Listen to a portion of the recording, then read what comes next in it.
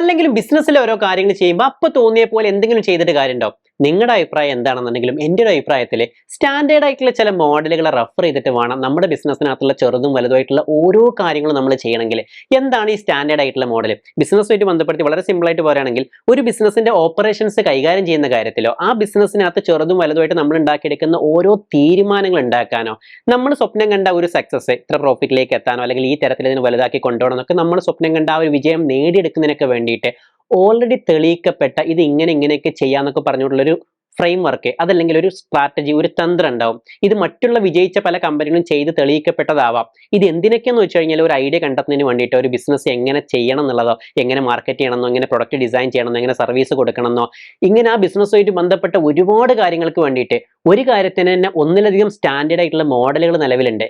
ഇത്തരം മോഡലുകൾ റെഫർ ചെയ്തുള്ള ഒരു ഗുണം എന്താണെന്നറിയോ? നമ്മുടെ ബിസിനസ്സിനകത്ത് നമ്മൾ ചെയ്യാൻ പ്ലാൻ ചെയ്തിട്ടുള്ള കാര്യങ്ങൾ നമ്മൾ മനസ്സിൽ കണ്ടത് എങ്ങനെയാണോ അതിലേറെ അടിപൊളിയായിട്ട് നമുക്ക് ഇംപ്ലിമെന്റ് ചെയ്യാൻ വേണ്ടി പറ്റും. അതും തെറ്റാതെ, വൈകാതെ, വളരെ ഭംഗിയായിട്ട്. ഞാൻ ചെയ്യുന്നൊരു കാര്യം കൂടെ ഉണ്ട് കേട്ടോ. ഞാൻ സാധാരണ ഇപ്പോൾ AI ഒക്കെ വന്നപ്പോൾ ഒരു കാര്യത്തിന് തന്നെ ഒന്നിലധികം മോഡലുകളെ കുറിച്ച് പഠിക്കും.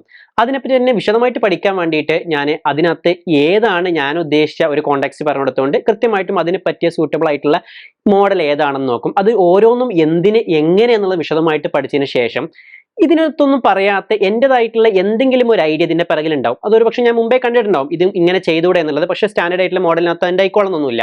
അതും കൂടെ അതിനകത്തൊക്കെ ഉൾപ്പെടുത്തിയിട്ട് ഒരു യുണീക്ക് ആയിട്ടുള്ള മോഡൽ എൻ്റെ ബിസിനസ്സിന് വേണ്ടി അല്ലെങ്കിൽ ഞാൻ ഫോളോ ചെയ്യുന്ന എന്തെങ്കിലും ഒരു കാര്യത്തിന് വേണ്ടിയിട്ട് ഞാൻ ചെയ്യാൻ വേണ്ടി ശ്രമിക്കാറുണ്ട്. ഇതിന്റെ ഒരു ഗുണം എന്താണെന്നറിയോ? ഓൾറെഡി കോമ്പറ്റീറ്റീവ് ആയിട്ടുള്ള ഈ വേൾഡിൽ നമ്മുടെ കോമ്പറ്റീറ്റർ നമ്മുടെ മാർക്കറ്റിൽ നമുക്ക് ഒന്നുകൂടെ മുന്നിൽ നിൽക്കാൻ, ഒരു യുണീക്ക് ആവാൻ വേണ്ടിയിട്ട്, വ്യത്യസ്തനാവാൻ വേണ്ടിയിട്ട് നമുക്ക് ഇതുപോലെ നമ്മുടേതായിട്ടുള്ള ചില സ്റ്റൈലുകൾ പൊട്ടിപ്പോവാതെ അബദ്ധങ്ങൾ പറ്റാത്ത സ്റ്റാൻഡേർഡ് ആയിട്ടുള്ള മോഡൽ റെഫർ ചെയ്തുകൊണ്ട് നമുക്ക് ഉണ്ടാക്കിയെടുക്കാൻ വേണ്ടി പറ്റും. ഈ AI കൊണ്ട് ഇങ്ങനെ ചില ഗുണങ്ങളൊക്കെ ഉണ്ട് കേട്ടോ.